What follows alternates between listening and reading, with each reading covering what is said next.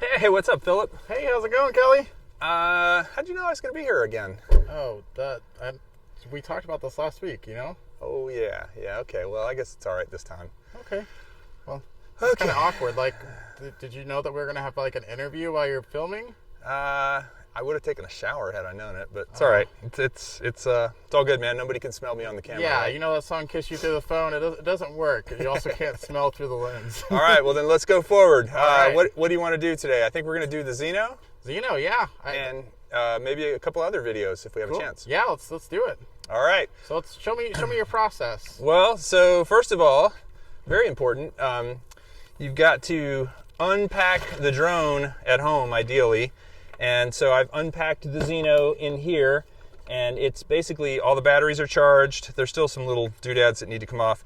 By the way, this is the attempt number 3 with Zino number 2. So we had bad luck the first 2 times we tried the Zino, and was told by Hubsan that perhaps we had a early release model, and so this one should do better. We're hoping that's the case. We're really going to go thorough on it too as far as the setup goes. But it's here. I've charged all the batteries. I applied sunscreen before I came out so that I'd be nice and ready. Hydrate is always important. And then make sure that your cards are in your cameras and all formatted and ready to go. So that's all been done. So this might be an inside secret, but does this happen a lot where a company sends you a preview unit and then they end up sending you a newer one that's... No, it's the first time it's ever happened, actually. Huh. This is the first time I've ever... So yeah, it's kind of a thing where I have to say Hubsan's been they've been real champs about it. You know, we've released 2 pretty bad videos about this thing so far, both of which have had a lot of views, and I think they were like, hey, our drone's better than that. Let us send you one and make sure it's the latest version with the latest firmware, and you make sure you do all the setup completely correct, including the GPS calibration and leveling and all that sort of thing, just to make sure it's going to do well. So that's what we're going to do. We're going to give this another shot. If this one goes off the rails, then I'm sorry, don't buy a Zino. But I'm hoping this one does better. Cool. So Philip and I generally like to shoot, I've shot videos for him, he's shot some for me. We'll often use 2 cameras for 2 different angles. We'll also use the drone footage, of course, as much as we can. And we will also make sure that we're both mic'd up so that you can hear us really well. So right now, I'm actually wearing a lav, and so is he. So what's your choice of camera for shooting? So I like Panasonic. I've got the Panasonic FZ300, the FZ2000, and the GH5. And this is my baby right here. I have to say I was really close to buying a Canon, and the guy at the camera store talked me into this. I told him what I do, and he said, for what you do for video, the GH5 can't be beat, especially at its price point. It's lightweight. It's fairly small, and I've got a 12 to 35 millimeter lens on it, and I've got 2 64 gig cards in it, and I've got like 5 batteries in this guy, so it's plenty of juice to shoot all day. If a person's just starting out and they wanted to get to your level, do you think they need a camera like that, or can they start with their own camera? No, as a matter of fact, you know what? I started with the FZ300, which is about a $400 camera. So, and it doesn't have a removable lens. I highly recommend getting either a nice Sony, Panasonic, even a Canon or a Nikon point and shoot. Just learn it. That's the main thing, is learn how to shoot with it, learn how to control your depth of field, learn how to change the ISO, learn how to switch to different recording formats. I'm not making blockbuster movies here, I'm making YouTube videos, and while I want good quality, I also need a balance. If I make everything so difficult to work on, then I'll never get anything done. Well, let's go ahead and get set up, and so we can get some more behind the scenes. Yeah, let's do it. So how do you normally pick your shots? Like, what made you think of this spot? Because you do a lot of videos here, right? Nobody comes back here. First of all, I like the privacy of it. That there's nobody, hey, what are you doing? Number 1. Number 2, it's generally kind of sheltered from the wind because there's buildings and stuff around us. And number 3, there's easy parking, and we've got a big field that we can fly over. And plus, this is paid for by my taxes. So if I'm paying taxes on this space, I might as well use it. So you're just using public property right now, property that's owned by the state? I'm using school property, Okay. in the school district where I pay taxes. Cool. And where my kids actually, well, my son goes to school here and my daughter went to school here. So I feel like I have a right to be here. And I've even talked to one of the coaches who locks the gate over there all the time about how annoying that is because, you know, and he said there's vandals that come in and have destroyed things, so that's why they like keep the gate locked. But regardless, I think if you have a school in your neighborhood that you pay taxes toward, you know, I'm not saying it from a legal perspective, but I am saying it from a kind of common sense perspective. It makes sense that you should be able to fly there as long as you don't bother people. So something that you might not know about, but are probably curious about, is whether or not Kelly uses scripts when he shoots video. The answer is no. In fact, he doesn't even have a written outline most of the time. Most of what's said by him and myself is rather off the cuff. He actually does plan beforehand to make sure that he has an idea of what the video should be about, but oftentimes we're changing the way videos are shot on the fly just based on what we think about while we're shooting it. Which also leads to another interesting point. Whenever Kelly and I are shooting together, that actually leads to other ideas for videos coming up, and actually is the source of some of the ideas that we come up with. You also might find it interesting that we don't actually hold back at all when we're reviewing products. So just starting out helping Kelly with some of his videos, I wasn't sure if I could say some of the negative things I wanted to say about a product because of some type of agreement that he had with them, or otherwise maybe it might look bad. But every time that I have something negative to say about a product and I bring it up with him, he has no problem with me mentioning it. In fact, we're about to review a product here soon, and it's not going to be a very positive review at all. Along the same lines though, Kelly and I end up actually doing pretty good review videos together. This is partially because he's more optimistic about products and I'm more of a realist about products. So that often means that he'll have more positive views, whereas I'll have more negative views towards the product. That's not to say that neither of us can see the other side of it. It's just more often than not, I'm seeing the bad aspects of products and he's seeing the good aspects of products. And then I guess one last interesting tidbit while we're watching us shoot what's hopefully the last 𝚘𝚘 video is that a lot of the times some of the more detailed aspects of our reviews that we shoot for videos end up getting cut out just due to time. You actually have to do an interesting balancing act whenever you're working with a YouTube audience because you both need to keep people interested but at the same time cover detail. So we'll end up shooting a lot more footage for the video than we'll actually be able to use. And Kelly is a master editor, so a lot of times you won't actually even notice that this happened. Granted, I haven't seen this video edited yet, but a good example of something that might get cut out is this little bit right here from the video of the 𝚘𝚘 where we're trying to get it up into the air, but we're having issues. And you'll actually see it takes us quite a bit of time to get the 𝚘𝚘 up in the air. And if we just left this rolling while you were watching the video, you would get bored, and who would blame you? But this actually illustrates some of the issues that we are having with the 𝚘𝚘 and why it's not necessarily one of the better drones at the price point that it's at, in my opinion. And also, speaking of editing for length and content, sometimes you end up missing some of the fun side conversations that we have, or some of the things that we explore. So a fine example of that is here. We still need to have some type of reason to hop over the fence. Oh goodness, you're just determined for an old guy to break a hip, aren't you? I just think it'd be good content. You know, like when Ken did his little GoPro thing of crawling underneath the fence after he broke his back? Yeah. Oh goodness, we're at a middle school. I don't know if we want to show that. It's a condom wrapper.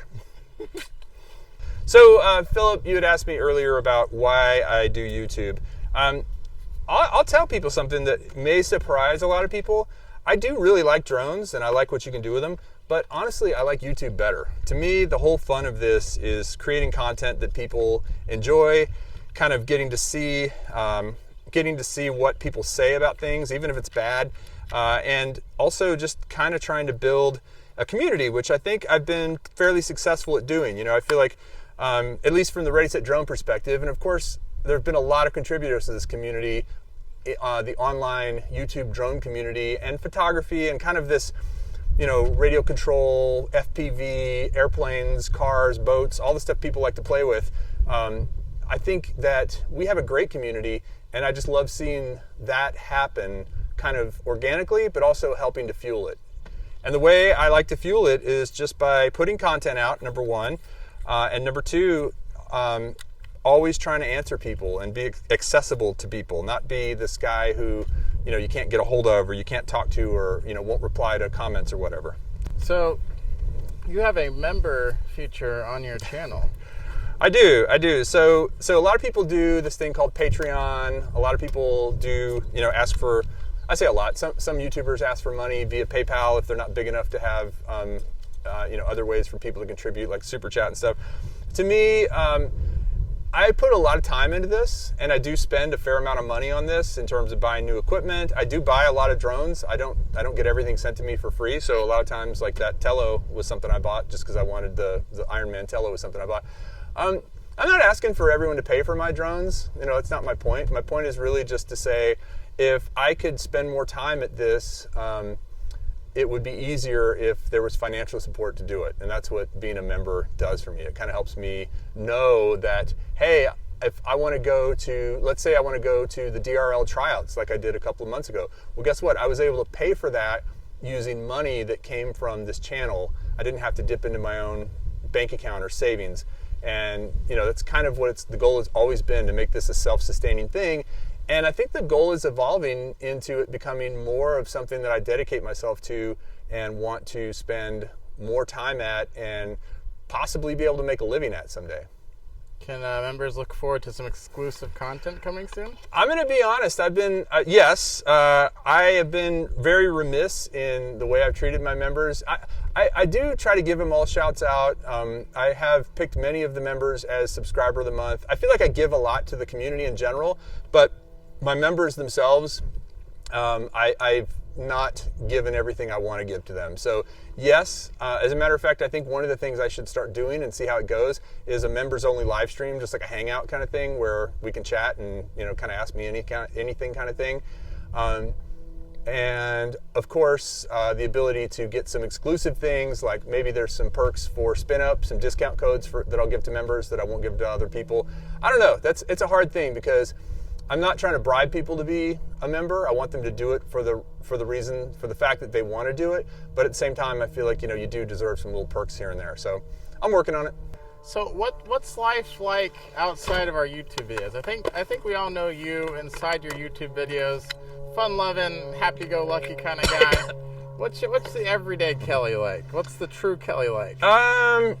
Let's see. I certainly can be a grump at times when I feel stressed. Mostly it's when work or home life has got me stressed. I've got a great family. I've got a great job. I've got a great company. I'm a very fortunate and blessed person, so I'm not going to say that too much gets me down. I think I'm a pretty laid-back guy and pretty positive guy most of the time. Generally, I travel a lot for work. I do a lot of video production for my work, more at the sort of producer / business owner level. I'm not always the guy running the camera. I'm not the best at that or the best editor, but I enjoy it. We do a lot of cool things with technology, healthcare, other clients, and I've learned a lot from it. And then I love to travel. This summer, going to get a chance to go to Germany. I'm really excited about that. Of course, everybody's heard me rattle on about Norway a couple years ago. I've got some great footage of that. It's exciting. I'm going to go to Italy actually in 2 weeks for work, and I'm going to take my drone with me. So I love that opportunity to travel, and it's really cool when you can go travel somewhere and fly there for the first time, especially when the landscape is someplace you've never been before. So, outside of myself, of course, who are your favorite YouTubers? If I have 15 minutes to kill and I have my phone or my computer and I can watch YouTube for 15 minutes, I will always check out 𝚘𝚘𝚏𝚘𝚏𝚘. He's brilliant. His videos are amazing. If you haven't watched him before, I've met him a couple of times. He's a very nice guy. I definitely enjoy this community. I like The Everyday Dad. I like Chris Rollins. I like to watch Ken Heron. I like to watch, I'm trying to think of, I know I'm leaving people out here and they're going to be like, why didn't you mention me? This drone community, I always like to kind of poke around. Original Dobo, Build the Drone Reviewer. I like to poke around and kind of see who's up to what. And I will say that probably 50% of the time I'll start watching a video and won't finish it. And then 50% of the time it catches my attention and I watch the whole thing through because it's something that I haven't already heard of or something new that I'm going to learn. So, and then as far as non-drone people, again, 𝚘𝚘𝚏𝚘𝚏, although he does do some drone stuff, I really like 𝚑𝚘𝚝 Brownlee. I think he's like a brilliant guy, and I love his tech reviews. I like his style too. He's real laid back. Yeah, I mean, I think, and then just generally, I'll do a lot of kind of just following by subject, you know, looking for things by subject. Occasionally I see videos from a very small creator, like, you know, maybe somebody with 200 or 300 subs or fewer who do these amazing videos. I feel like I just saw one recently, and I actually subscribed to the guy, but I can't tell you his name because I don't remember it. But it was a video that I really enjoyed. It was about the competitors to the Loom Cube. This guy did a great job. So it's a cool opportunity to see a lot of people's styles and to learn things. Education is always something that I want. And I don't mean like in the book way. I mean learning something new. If I can learn something new from a video, I'll watch it all day long. So, Kelly, aside from, you know, just saying that people can get started with that, whatever type of gear that they have or can get for a relatively cheap price, what other recommendations do you have for people who might want to start their channel and try to do videos like this? I have some really good ones and some things I've learned. Number one, try to pick a topic, or don't pick a topic, meaning be really broad. If you pick a topic, you're gonna immediately appeal to a certain set of people who are interested in that topic. So I think those channels tend to do a little better than the ones that are more just kind of broad. You know, like even your channel, I think is a little bit challenging because you're kind of all over the map. Like I don't go there to see camera stuff necessarily, or to see, you know, but you're an interesting person. But pick a topic would be my first suggestion. Number two, make it easy on yourself to produce the videos. Don't go too crazy. Don't try to be Steven Spielberg on every single video, or you'll never get your videos done, right? Be willing to make some sacrifices and some compromises.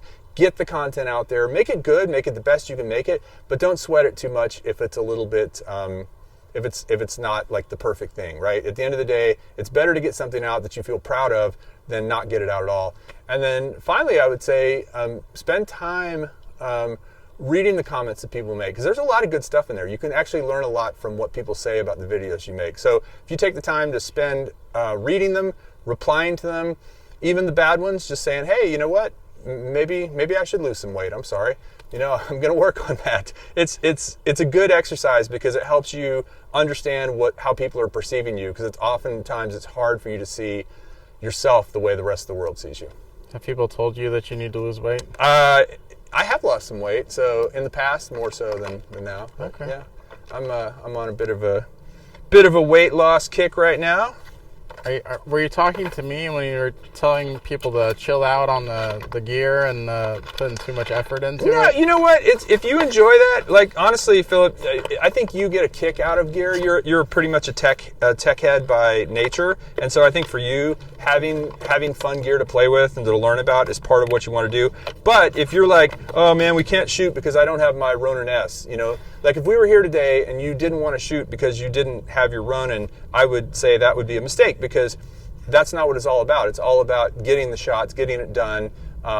You brought your Ronin, you set it all up, it's all good, but also be willing to shoot some things just real bare bones. One of my favorite things I'm trying to do more often is just take the Osmo Pocket or a GoPro 7 and just do a whole video with that, or even with your phone, right? Sometimes you can just do a really cool, as long as the idea is really cool, sometimes you don't need fancy stuff to make it look good and make it interesting.